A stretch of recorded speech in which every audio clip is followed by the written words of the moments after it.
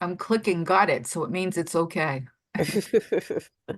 And everyone, my name is Julie Bunch. I am the Boston Northeast Regional Coordinator for MOAR, Massachusetts Organization for Addiction Recovery, and we have Mary Ann. Yes, indeed. I am Mary Ann Frangulis, a person in long-term recovery. I am also the executive director of MOAR. And we have Denise.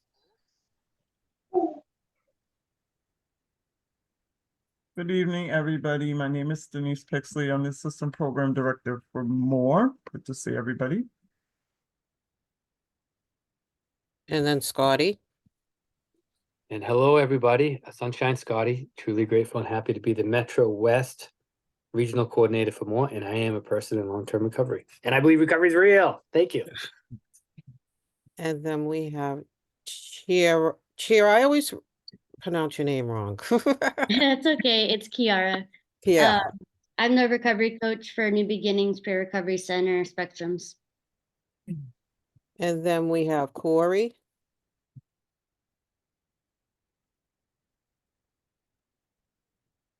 Corey, you on mute? Yes, indeed, I was. Let's try that again. Thank you. I'll just introduce myself. My name is Corey, and I work with Parent Project for MOAR. Excellent. And we have Gerard.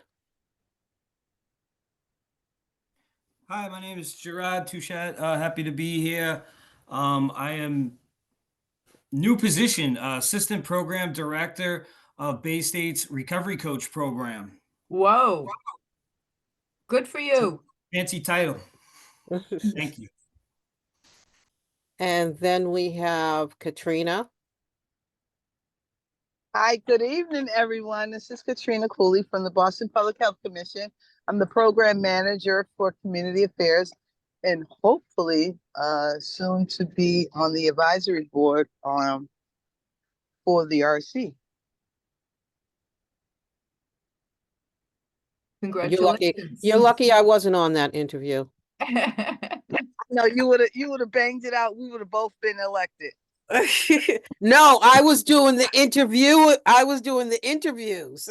Oh, it would have been easier for me. I wouldn't have sweat.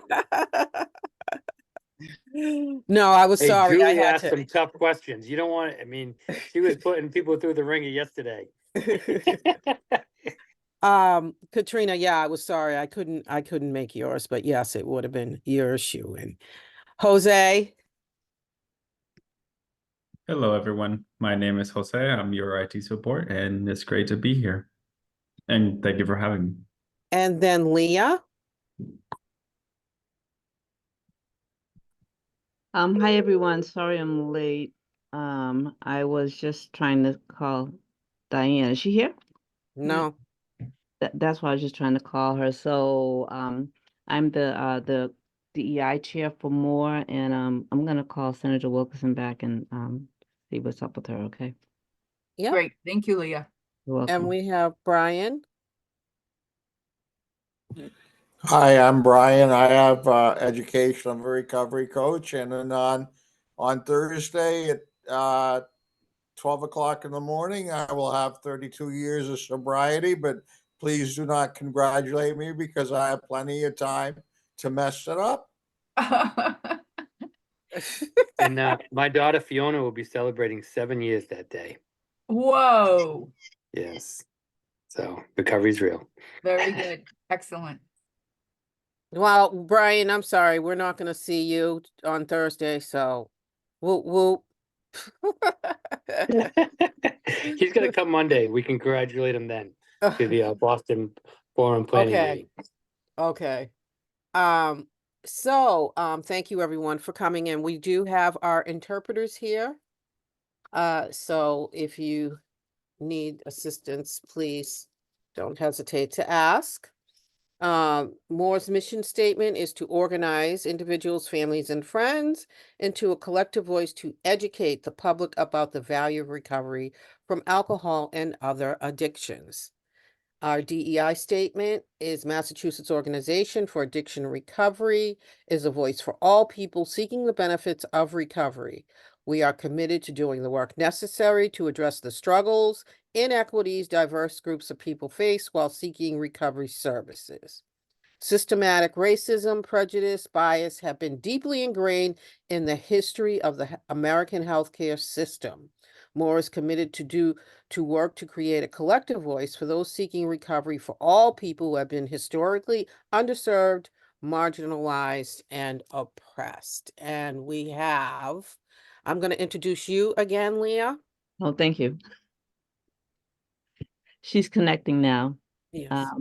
I see. I'm the chair of the DEI for MOAR, and this has been a wonderful experience that I thought was going to be for a few months, and I think I've been here for a couple of years. I think you have. But it's been a great experience for me and to have the opportunity to bring what I've learned over my years in this field, and as a person who has experienced less than equal treatment for in different areas of my life, and so that passion is there. And this is so our guest speaker tonight is Diane Wilkin, former senator from Boston, and we asked Diane to be a part of this speaker series because in my relationship with her over the years, she has been the strongest advocate for ensuring that treatment programs for people of color, especially in her district was Roxbury, Dorchester, Mattapan, that the services rendered there, that they would be there, and that we would get the support and have the representation that we needed at the table, because there was a time when they tried to shut down all of our programs. Then they just wanted to shut down one or two of our programs because we had too many, and she sent people out of the room crying.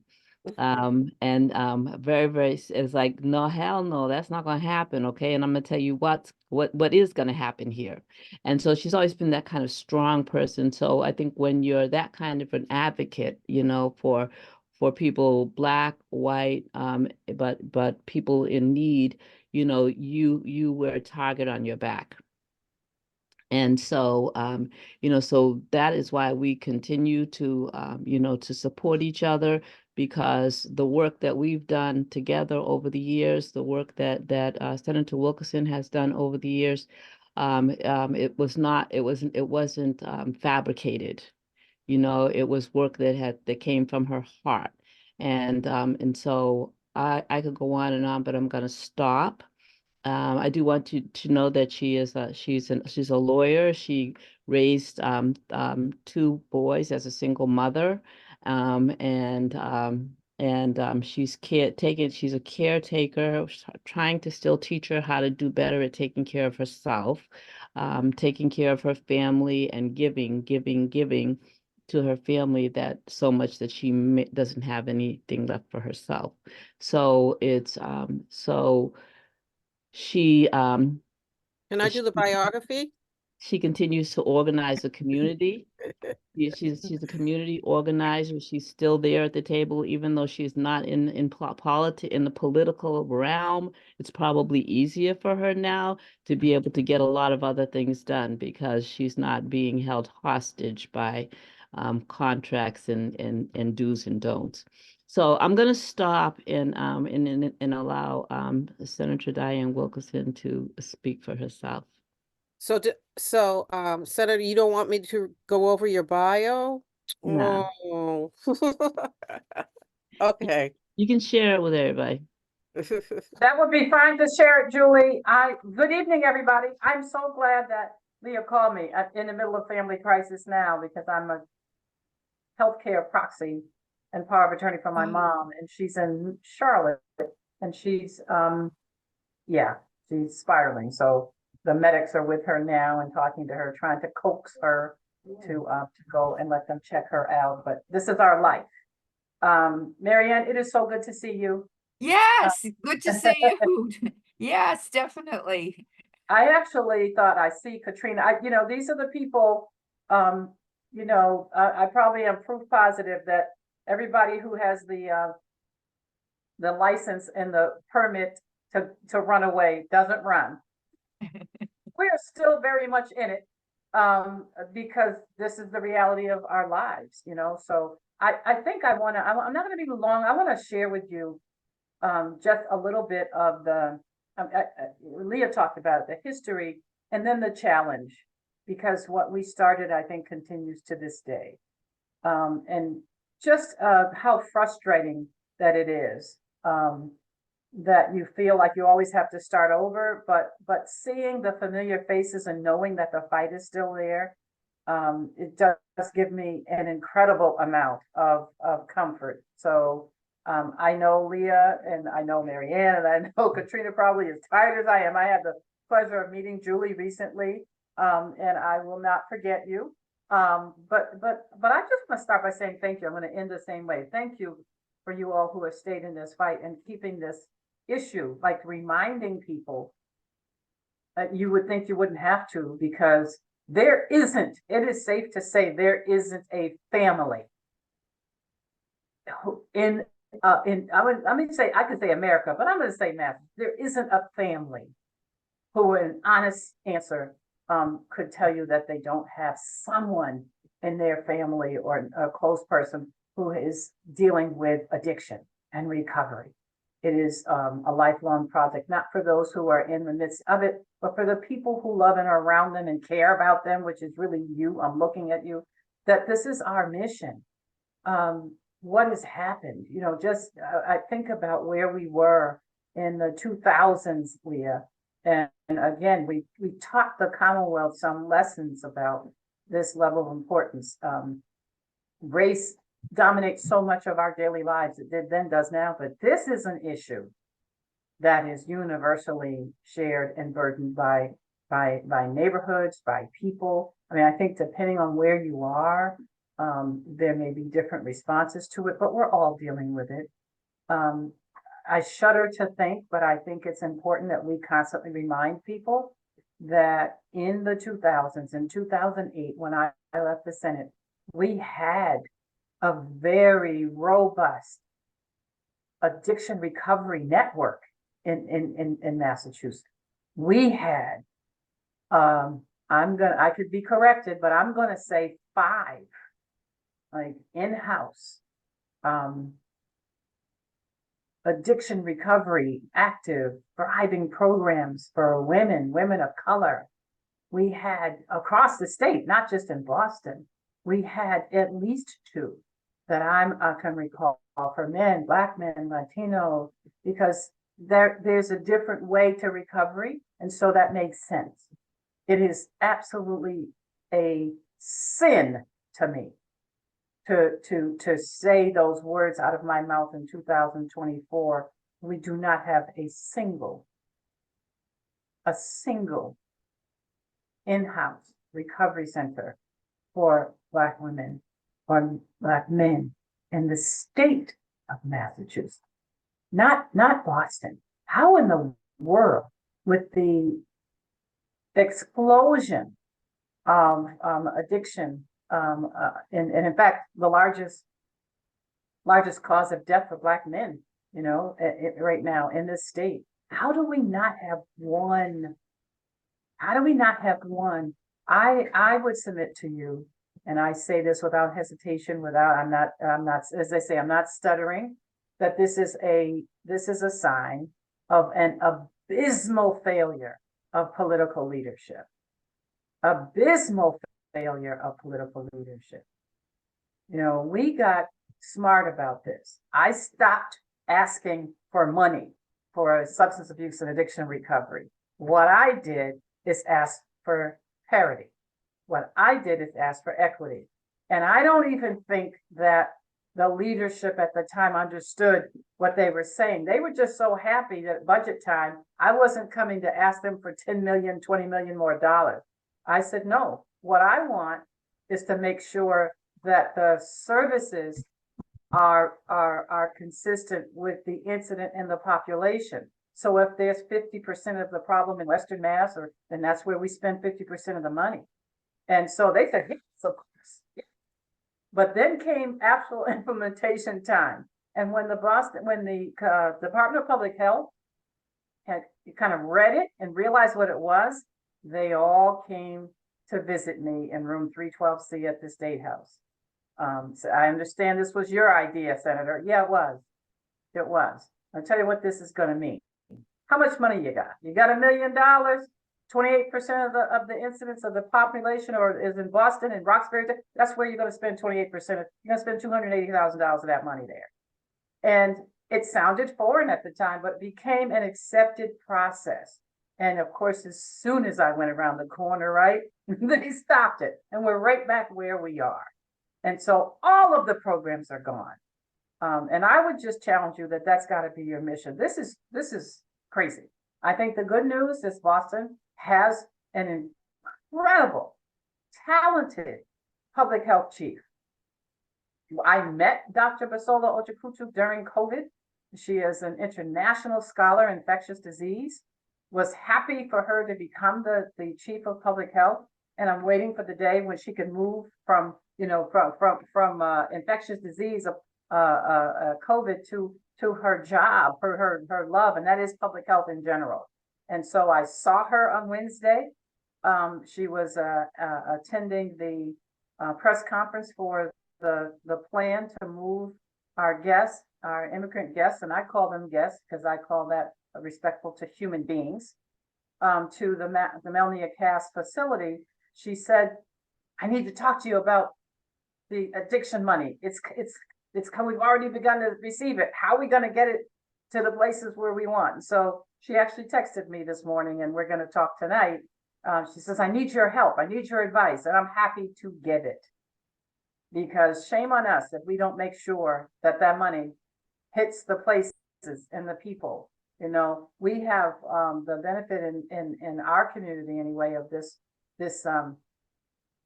group of people. I consider Leah Randolph to be in that group. I consider people like Greg Davis to be in that group. Those people who, even though they've moved away from this as their like daily job, they're still in it because that level of expertise is critical for Katrina to do her job in this space where she's been in for so long. We have to be of one mission on this.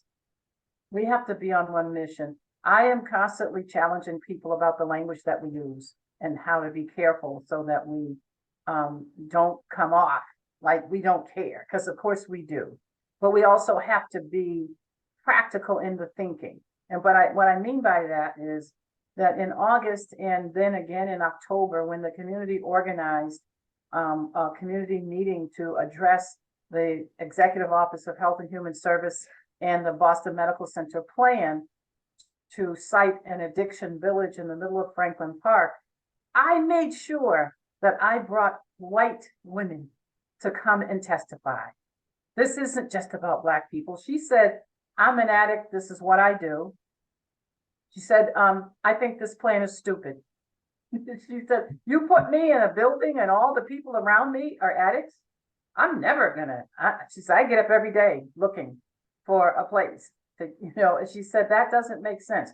That was important for me because I thought it was helpful for BMC and executive office to hear from someone who is in it, as wants to be clean, wants to get better. But even she said it's stupid. That's one reason. But the other reason why I thought it was important for her to be there is because I thought they needed to see and hear from white people as well. It's important. It's important. I think the contradiction of the whole week for me, 2 weeks of the month for me, maybe even the contradiction, borderline hypocrisy of the year for me, is that the level of opposition that some of the public persons who I think ought to know better had against bringing Black immigrants, right, to Roxbury. But somehow, and this is a conversation I had with the mayor of our city, right? How could you be opposed to that, but you're okay with sending 100 white people who are active addicts to Franklin Park, but Black babies are off the list. That doesn't even make sense to me.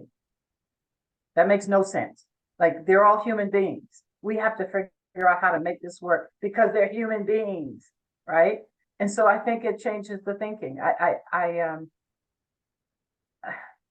Like I told you, I swore to you, not going to talk long, but I just want my charge is that we have to stay. We've been in this, I think, together, Marianne. I think we have to stay in this together. Yep. We have to stay in this together, and not allow ourselves to get pulled apart. Massachusetts is about to receive yet another windfall of monies that are, I think I saw a number yesterday, 22 million in Boston. I don't know what Boston gets, but I know Boston's already got 6 million. So maybe the 22 is just for Boston, right? Is that right, Katrina? You would know.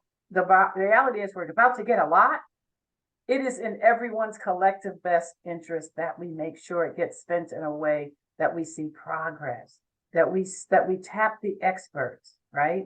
And we had to invite Leah Randolph to come to the panel with BMC and the Executive Office of Health and Human Services to sit and listen to what sound practice for addiction recovery. Because guess what? It's not. It's not building a village for 851 units for addicts and their families to live together. Like, whose idea was that, right? Like, we got to hear from people both outside, inside and outside the community to tell them, listen, folks, the addicts are telling you that this doesn't make sense. So you got to listen. You got to listen. And I think that we will all win if this particular issue is one. We got to be in this together. We have to be in this together. It's the one area, like I said, that there is about to be a huge amount of monies directed. And so we have to call it like we see it. And, it doesn't help us at all if we buy into the same kind of bias, right? And racism that so impedes our public policy all the time. We can do better. That was my motto in 1992 when I started. It still is. We can do better than this, and we should. So I want to say thank you. Marianne, I just can't even believe it. Like I said, that hang in there, because we need that level of expertise. We absolutely do. We absolutely do. And we got to challenge the elected officials that are there to do this right. Yeah. Wow. I'm going to stop there. Absolutely. I really thank you for your leadership throughout all of these years, and really bringing out, the need. I'm going to use a phrase for the cultural sensitivity to be able to structure recovery, structure support, and understand that people do recover in different ways and need that in a big way. And that's part of why we have Leah. She's been really wonderful helping us because, yes, I've been around for a long time, but really needed some, support and with DEI and our whole organization did so that and do because it will never stop. So that's so important. I'm wondering, about other questions from everyone else here. I have a few minutes. I can stay if you need to, for sure. Well, I just want to say thank you, Senator, for being a part of this part of the conversation around the opioid remediation funding that is happening. And I'm glad you mentioned the 6 million. And there was recently, 2,500, Marianne, recently allowed for families. Yep. So there are conversations from the floor from the Nubian Task Force and many of folks that we got together. It was 65 people that got in the room and breakout sessions, along with other parts of the state, that they put forth maybe tentative ideas for where this money could be used. The main importance in our eyes is, like you said, you talked about Boston when you first got on, and you talked about old places that we did have. We had First, we had Right. Women's Inc. Women's Inc. In matter of fact, I am going to be calling you for Women's Month. When I used to do Every Woman Had a Story to Tell, we're going to highlight Katie Porter's. And that is going to highlight for folks who actually knew the work that she did on a national level, the national Right. strategy around drugs and what it meant for women and Black babies. And those are that's the notion where we need to bring forth, especially within our city, That's because a right. lot of our stories go untold to new folks that are coming into play. And so that's why I'm really happy that you, Diane, I remember even sitting on your campaign, learning how to work on the campaign. I still probably have my little black or red t-shirt or whatever, white t-shirt. And when you on Tremont Street.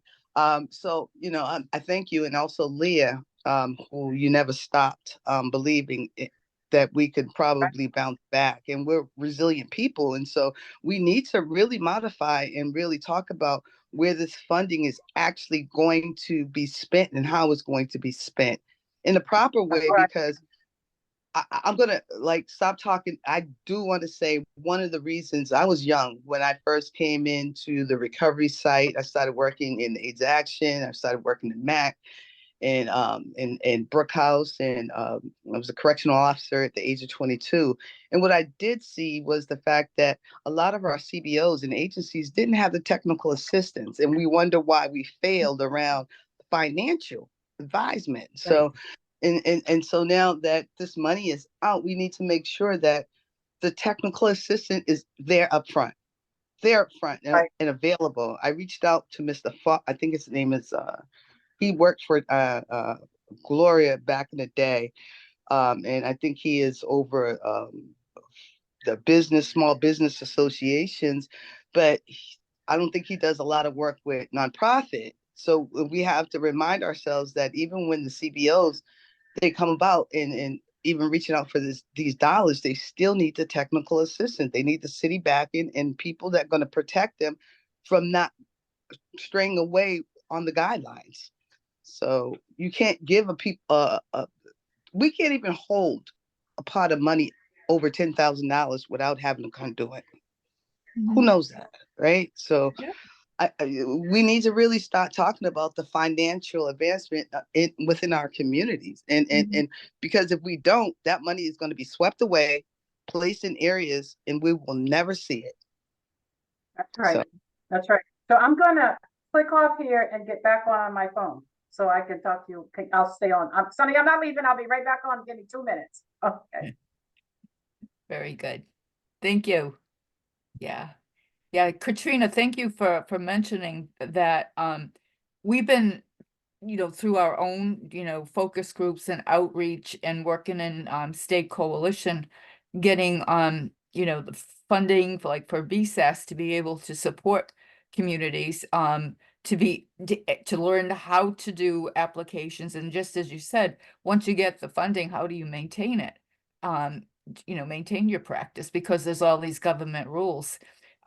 So we were able with our committee, with Julie and Leah, chairing, with our roundtable of past DEI speakers, to have BSAS come in and speak with us about applying for what's called the Masters of Services application, so that you can get statewide capacity building grants, other types of grants.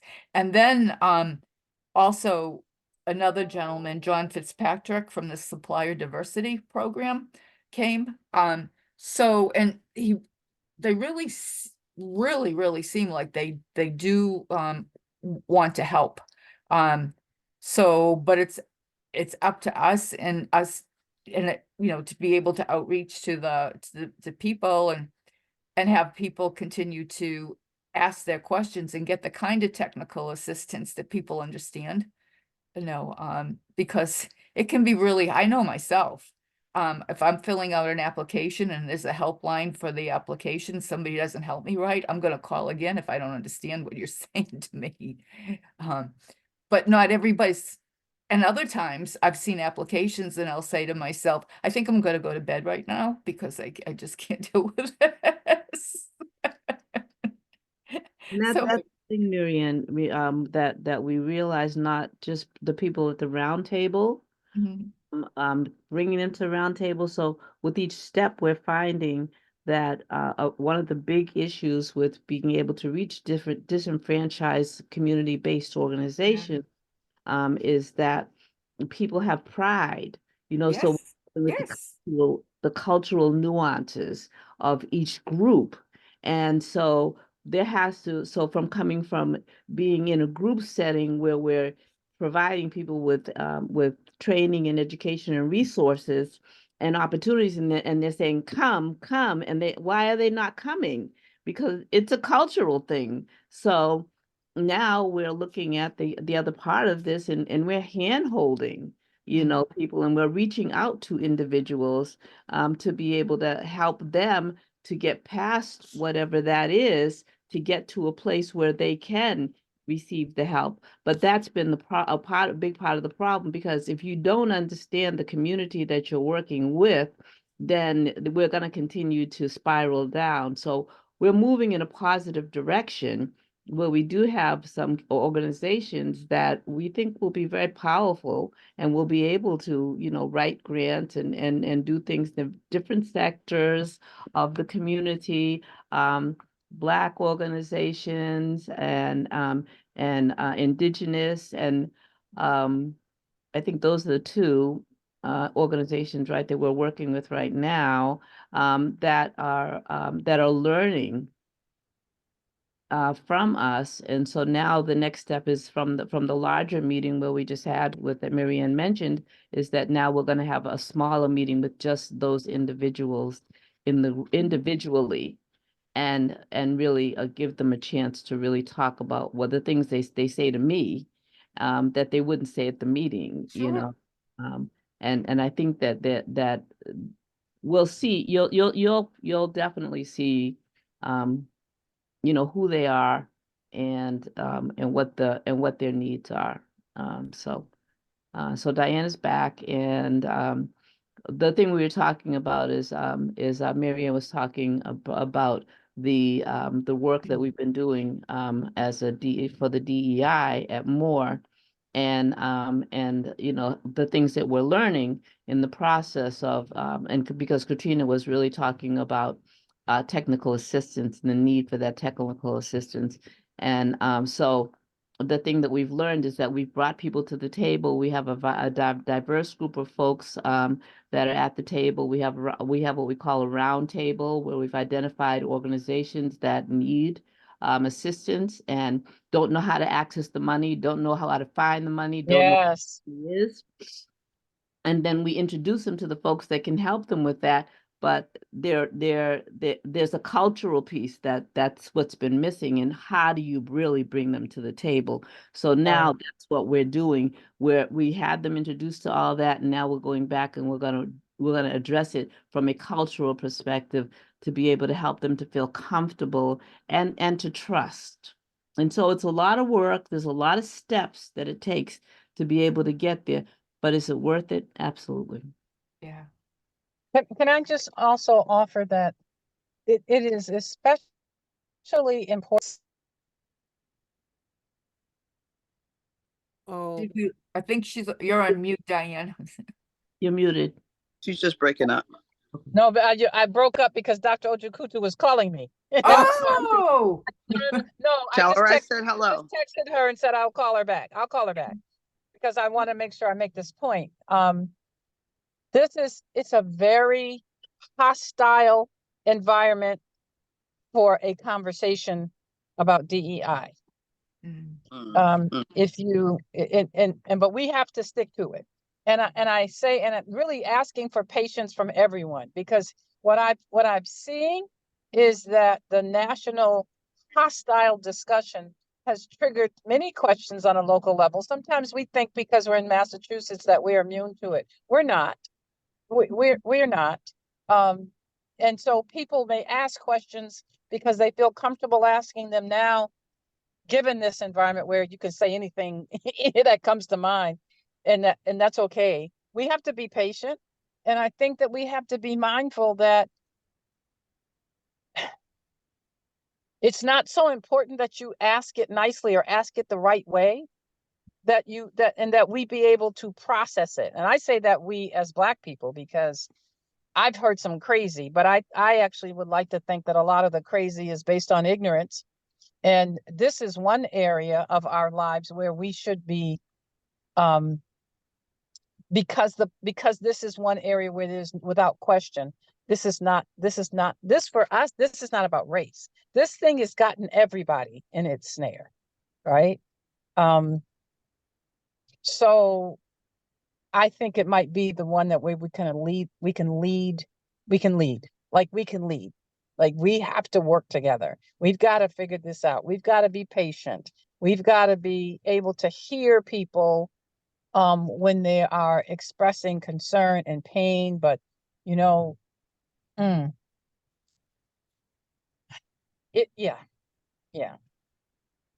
So Yeah. I have a comment.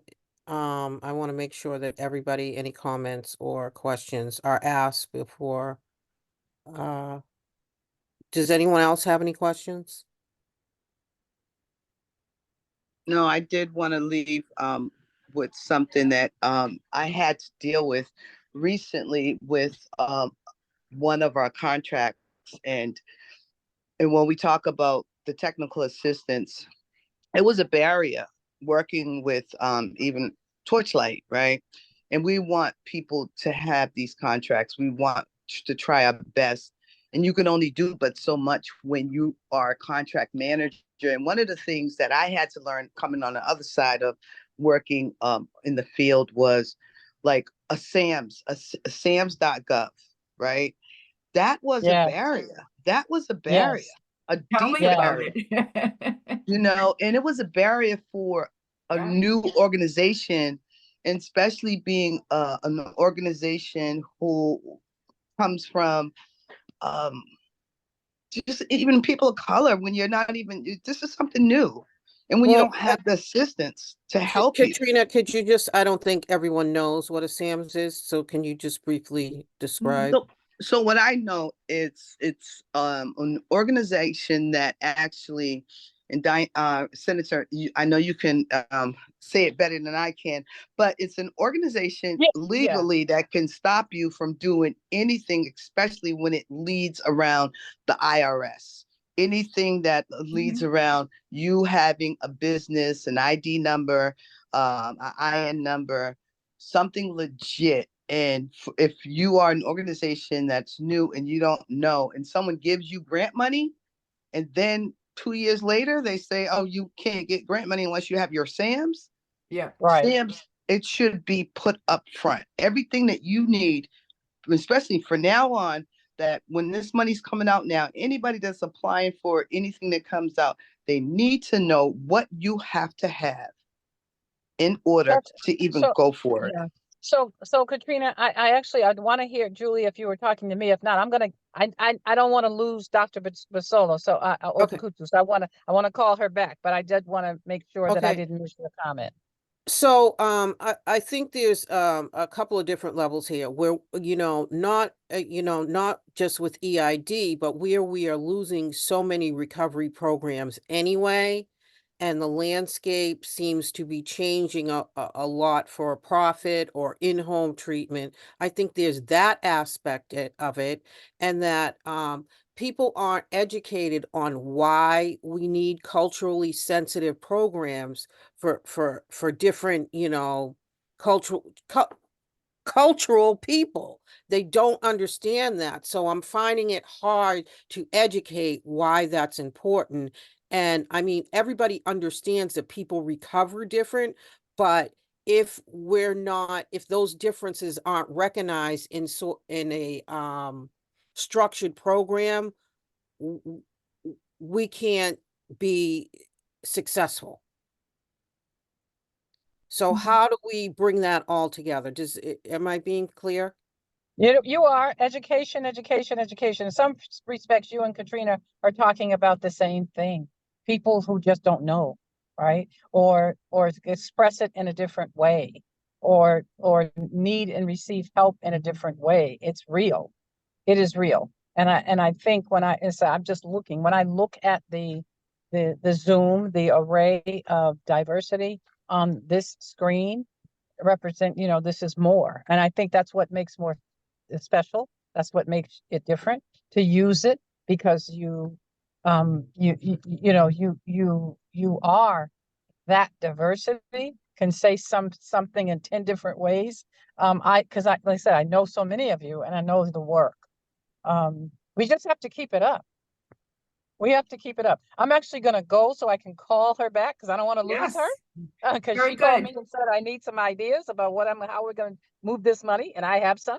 And I'm going to come back to you, Katrina, and you guys, and you're going to tell me more. But I'm certainly committed to make sure that it gets to the places where it needs to be. Don't forget that we have a history. We That's have right. a history, and we have positive outcome measures that show that it does work. And so we can begin there. That's part of the history that we can't lose. DPH has the numbers. That's right. They do. Has the numbers. And Bunny, so you're welcome. Thank you. Thank you, Thank you, Senator. Thank you. I Yes, will be in touch. very good. Bye-bye. Thank you so much. Thank you. those numbers can be gotten. You can we can get you the numbers and make sure that, when you are talking to people that you can cite That's information, right. because people don't understand anything else but data. And so when you can present that data for the success of a women's program that started out with maybe a 32% success rate and moved into being a 93% success rate for over a 3-year period of a year in treatment and a year outside of treatment and a year in reentry, women who were at the lower end of the totem pole in terms of being able to complete treatment, Black women with trauma and mental health issues and abuse and substance use disorder, and men, who were coming out of jail and coming out of prison, who were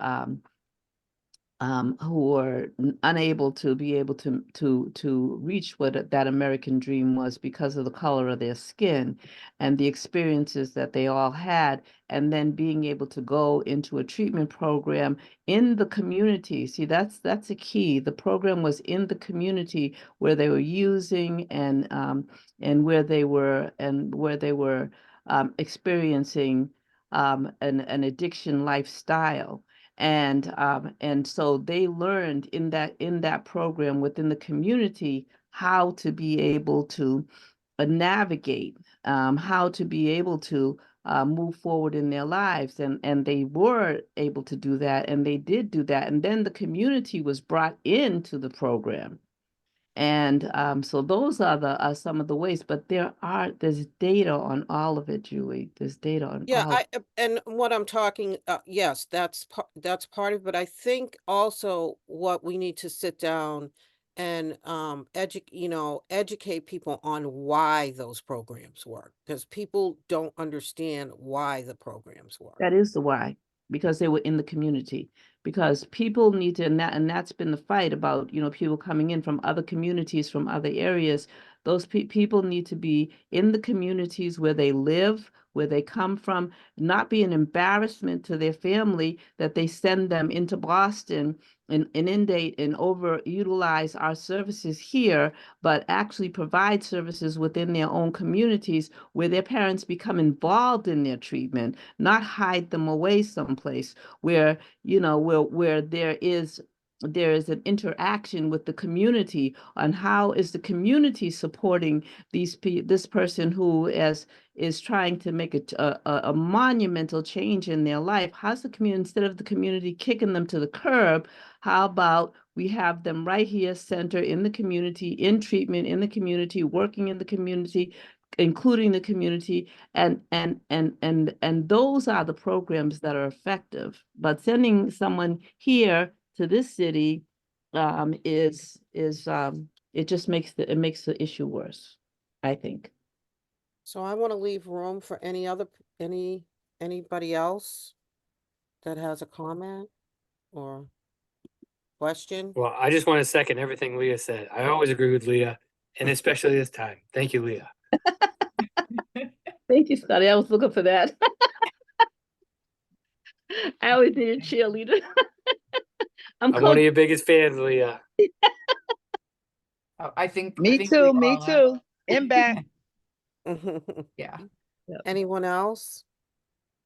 I just want to say, I think that what's needed is that just as that was said before, by former Senator Wilkerson, is that it's education and keeping it up and then speaking to people in a manner that they can understand. And I think that we all have had our own experiences where we didn't understand something and it's like, why are they, and then you have that aha moment. And that's the piece about, not giving up, that old expression of meeting people where they're at. So even in establishing a culture that is supportive all the way through, again, these are just my thoughts. You need the hand-holding to do the application process. You need the hand-holding to understand how to manage the funds. You need the hand-holding in order to get the people that you need to work in your setting, and be able to support them. And then you need the hand-holding, most of all, to be able to support the people that need the help. So it's really like a full circle of communication and people being able to say, I don't quite understand, and then we look for a better way to be able to educate. There are the barriers, like Katrina said about the SAM. That for me was a very difficult process to go through. So that's another thing that, people could just say, good night, I'm going on to the bed. But yeah. Any other thoughts?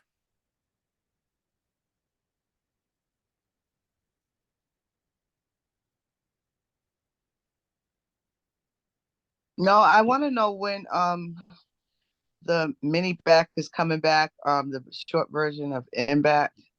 People are asking, people from the courts, some probation officers want to take it. Now we have Grayson Center just came on and they're doing this a 2-day training in March, but people are asking when your training is coming back, Leah. Yeah, I'm actually gonna have a conversation with Jen. Because we're sort of caught between a couple of things and there's been a couple of things happening with some of our leadership. And so we've been trying to plan some things and it's been very difficult with Dr. Brisbane getting older. I think we're going to end up having to move forward. And Katrina, give me a call. I will.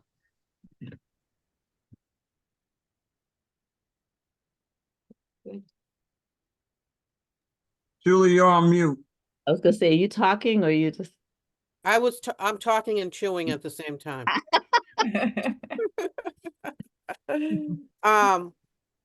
Well, if there's no other comments, I want to thank everyone for coming on, and please remember that we do have the speaker series the first Tuesday of every month. Thank you. Okay. Thank you. Thank you, everybody. Thanks for coming, Thank you everybody. very much. This was Yeah. great. Thank Thank you. you.